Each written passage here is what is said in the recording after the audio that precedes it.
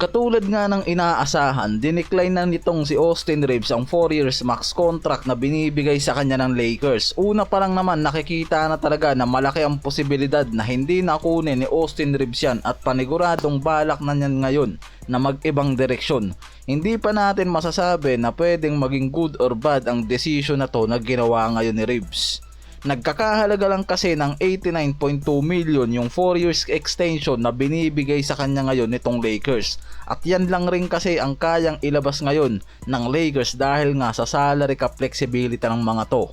Na masyado nga raw mababa ang offer na yan para sa isang third option player na nakikitang isa sa dahilan kung bakit mas pinili na lang nitong si Reeves na maging unrestricted free agent sa pagpasok ng offseason na to. Dahil nakikita na malaki ang posibilidad na tumaas ang contract nito mula sa 5 years na nagkakahalaga ng 246.7 million o 4 years deal na 182.9 million. Diyan na dapat papasok yung halaga ng signing contract nito, halos kalahati lang sa halaga na binibigay sa kanya ng Lakers ngayon.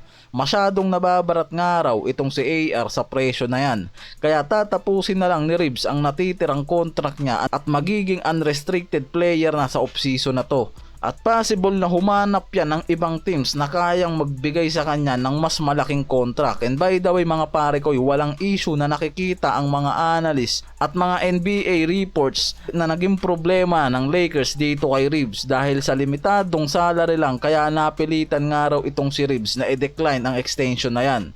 Kaya ngayon ang problema ng Lakers, wala na rin silang kakayahan ngayon na ilagay sa trade asset itong si Reeves para makakuha ng isang top tier na center na mas magiging malaking kawalan sa kanila ngayon dahil wala silang kakayahan na ilagay sa trade itong si Reeves.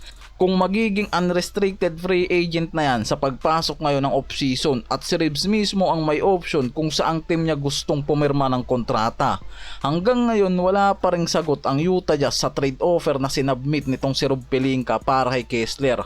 Mukhang hindi maganda yung balita na yan. Kadalasan kasi 1 to 2 days lang yung process ng mga trade talks na yan, katulad sa nangyari kila Jrue Holiday, Porzingis, Desmond Bane trade na nangyari bago ang trade deadline. Kaya nakikita na mukhang hindi ubra yung trade offer na binigay nitong Lakers dyan at mahihirapan na sila makakuha ng center sa pagpasok na to, lalo na malaki yung problema nila pagdating sa salary cap flexibility. Hindi nga kayang sumabay ng Lakers lalo na sa mga teams na may malaking budget para mag-acquire ng center at habang nalalapit ang offseason at wala pa rin nakukuha ang Lakers na isang legit center, mas lalong nahihirapan yung mga yan. Baka bumagsak na lang yung mga to dito kay Andrew Wiggins ng Miami Heat. At di na naman mariresolba nung mga to yung problema nila sa center. Wala nang bago since naman kasi nung nasa kanila pa itong si AD, suggestion na talaga nila itong center. Natapos na lang yung season ng mga to, wala pa rin nakukuha ang Lakers na center. Sila Capela, Nick Claxton, Brook Lopez na lang yung mga final center na magiging available sa trade market. Kung isa pa sa mga yan hindi makuha ng Lakers, for sure na mahihirapan na yung mga yan. Masyadong naging abala ang Lakers sa paghahanap ng top tier na center pero hanggang ngayon wala pa silang nakukuha. Makakadalawang superstar na ang Rockets, nakuha na rin ng Suns si Mark Williams, galaw-galaw na Lakers. Pero may mga movement pala na ginawa ang Lakers para umangat sila sa second round pick ng NBA draft.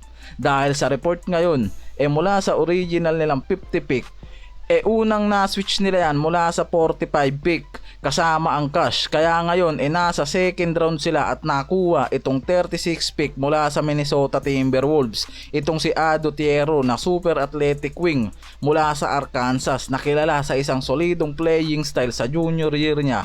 Parang susunod na LBJ ito mga pare ko, nag-average siya ng 15.1 points, 5.8 rebounds at 54.5% shooting mula sa field sa huling season niya sa Razorbacks team. Gusto ng Lakers sana na makuha itong si Ryan Kalkbrenner na 7'1" young center mula sa Creighton pero hindi yan nagtagal sa draft board at nakuha yan ng Charlotte Hornets bilang 34th pick. Kaya hindi natin alam kung magiging maganda ang 36 pick na to na nakuha ng Lakers sa draft. Pwedeng maging magandang outcome to para sa LA Lakers. Kamukha ni LeBron James pero yung laro kamukha ng laro ni Bro ni James. Paktay tayo dyan.